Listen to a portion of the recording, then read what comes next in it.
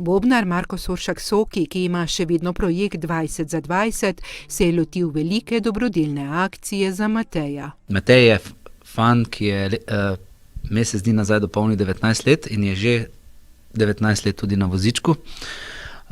In našla me njegova mama, ki mi je pokazala v bistvu to, da Mateja glasba zdravi.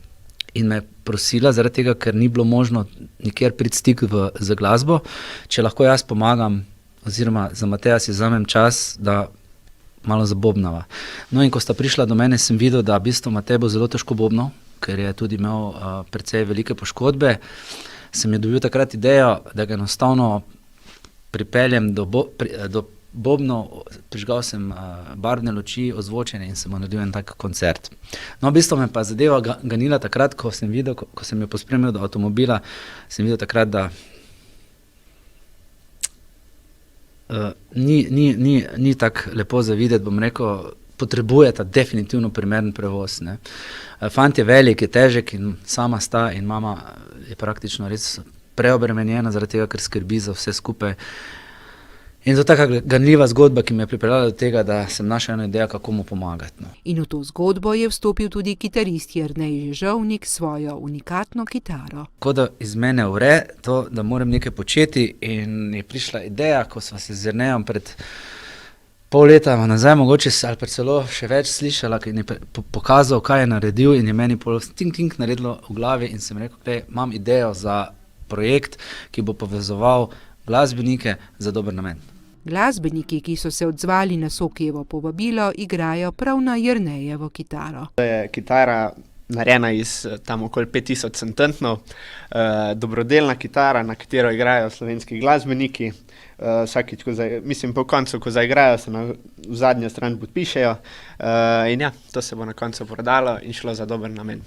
Jernej pravi, da njuna akcija povezuje ljudi in da je počaščen, da je del tega. Ta projekt je res nekaj posebnega, ker v bistvu pripomore k večjim ljudem, ampak hkrati veliko pomeni tudi meni, zato ker na mojo kitaro igrajo slovenski glasbeniki, ker je to, jaz imam res rad slovensko glasbeno sceno, poslušam vse naše bende, vse to, in mi je res v čast, da igrajo na nekaj, kar sem jaz naredil. No. Da še pa s tem nekaj dobrega naredimo, da pomagamo, pa tak ni lepšega.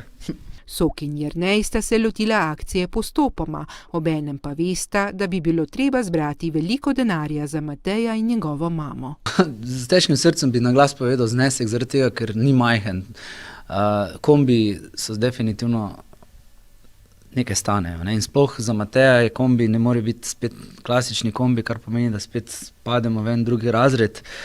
Ampak jaz bom rekel, ne bomo obupali, je pa tako. Naj tudi to povem, kaj se mi zdi zelo pomembno. Mi ne kupujemo kombija kot samo akcijo, ampak jima pomagamo. Zaradi tega, ker Matej in mama sta že zbrala 1/3, 2/3 pa bomo pomagali mi, zato da boste čim prej prišla do tega, zato ker mama sicer, jaz rečem, da je mašina, ker veliko dela, ampak ker pač mora veliko tudi skrbeti za Mateja, je neko normalno delo onemogočeno. In glede na to, da Matej bo verjetno potreboval pomoč celo življenje, se mi zdi, da je pravilno, da stopimo skupaj. Ampak Matej je ambasador, bom rekel, samega sebe, ker Matej tudi podpira, da bomo z našo akcijo toliko uspešni, da še kjerega drugega Mateja osrečimo. Ampak Matej je tisti prvi, ki je dal pobudo za to, in zato smo začeli. Sok in Jernej prosita vse tiste, ki želijo pomagati Mateju, da po svojih močeh nakažejo prostovoljni prispevek na tekoči račun društva Palčica in dobrodelni škratki z izpisom namena Kitara 20 za 20. Javila pa nam bosta tudi, kdaj bo šla dobrodelna kitara na dražbo.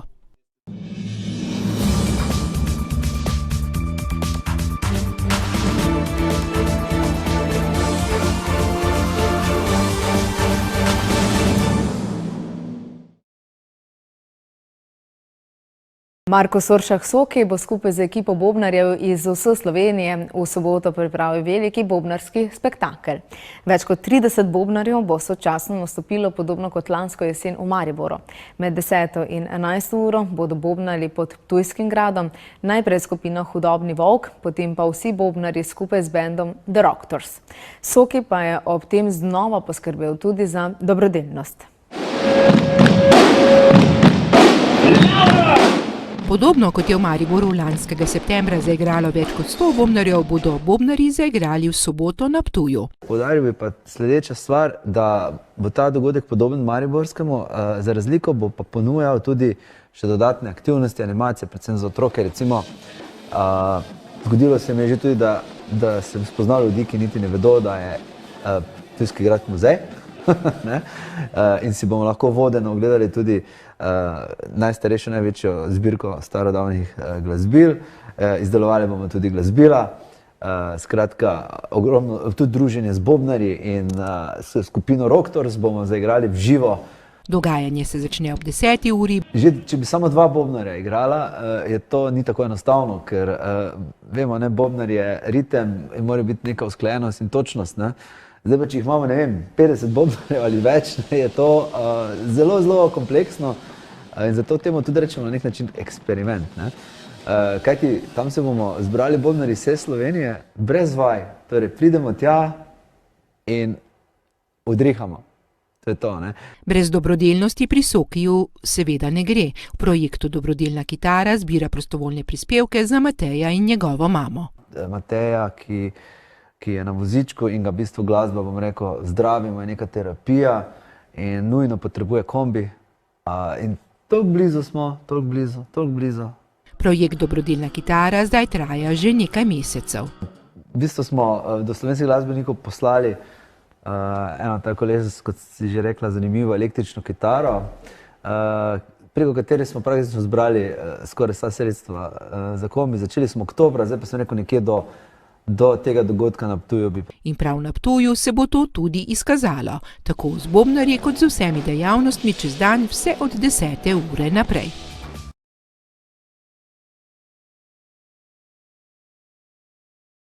Kar 50 bobnarjev iz vse Slovenije je privabilo na Ptujski grad množico obiskovalcev, ki so si poleg nastopa bend Hudobni volk in skupnega bobnarskega nastopa ogledali tudi razstavo glasbil na gradu. Marko Soršak Soki z ekipo pa je presenetil tudi invalidnega fanta in njegovo mamo. V okviru dobrodelne akcije sta prav na gradu dobila ključ novega vozila. Bobnarje iz vse Slovenije je zbral priznani bobnar Marko Soršak Soki. Zaradi tega, ker na koncu konca je to tudi v sklopu moje obletnice, torej 30 let že bobnam. Nekaj ne povem, da sem star, ker sem sam zgodaj začel. Tako, to je. Ampak jih je malo več prišlo, tako da nas bo okrog 50. Tako da kome čakam, da zaružimo to gori nagrado. Odločitev, da se pripravi bobnarski dogodek prav na Ptuju, je bila za Mihaela Toša lahka. In danes vidimo, da gre dejansko za pravi fest, ne samo na 100 bobnarjev, ampak pravi fest, ki je zaobjel celoten Ptuj, ker ljudje so navdušeni od same podobe gradu, od daleč do sprehoda na grad, do pogleda na veduto in seveda potem še dogodek, ki sledi. Meni še, da je to izjemna priložnost za Ptuj. Ptuj je v preteklih letih preveč vlagal zgolj samo v korentovanje in pust in zato smo se odločili tudi v bistvu novi tip promocije Ptuj kot celoletna atraktivna destinacija in denimo marsikdo ni vedel, da je tu največja zbirka glasbil v Sloveniji in ko to ljudje vidijo od otrok do starejših, so navdušeni in to je samo prvi korak velike zgodbe. Že pred samim dogodkom se je za bobne usedla tudi ptujska županja. Prebujamo Ptuj, dokazujemo, da Ptuj je še kako živ in s tem delamo tudi neko uverturo v to festivalno poletje. Dogodkov nam celo leto ne zmanjka in se res veselimo, da je tudi tak bobnarski dogodek našel svoje mesto na Ptuju v tem čudovitem ambientu. Jaz verjamem, da so obiskovalci navdušeni, da smo se s tem postavili še na en dodatni zemljevid in da bo danes ena res fantazija. Bobne ste preizkusili, kako je bilo? Ja, bobni glih niso tista moja prva izbira, ampak za prvič, za test mislim, da je bilo dobro. Mogoče pa kdaj še kaj več. Ob koncu bobnanja pa je sledilo veliko presenečenje za 19-letnega invalidnega fanta Mateja in njegovo mamo. Mama Sanja med našim pogovorom še ni slutila, da bosta prav na ta dan dobila vozilo. Meni je glavno zdaj, da Matej uživa. Zdaj sedi tam pred odrom, ima svoj kahun v naročju, odločil se je, da bo špilal zraven. To je nekaj najlepšega, kar lahko doživiš, ne? Sploh pri otroku s posebnimi potrebami, da ga nekaj veseli in njemu je muzika to. Sicer pa on je tak, ne, kot smo videli pri Soki, kot pač lahko spremljamo, da je Matej ima rad glasbo, uživa, ne, da je to tisto, kar ga dviguje. On po prometni nesreči je imel očesne krvavitve in zaradi teh očesnih krvavitev on ni videl. Ampak njega je takrat muzika reševala. On je imel vse glasbene igrače, radio non-stop, pela sva, kakor se je dal. Njega je v bistvu muzika po prometni nesreči reševala. Ne? In njuna zgodba še zdaleč ni enostavna in lahka. Ko sem Mateja rodila, to so bili taki plani, kaj vse bo Matej počel. Do 14. meseca on je hodil, on je lumparije zganjal. Ne? Potem se ti pa v sekundi življenje spremeni in potem je treba živeti iz dneva v dan. Narediti si vsak dan tak, da se imaš fajn, da otrok uživa, da mu polepšaš dneve in to je najbolj pomemben. Ne? A kot je dejala, glasba zdravi in kot smo videli pri bobnarskem nastopu, povezuje in razveseljuje tako nastopajoče kot tudi obiskovalce.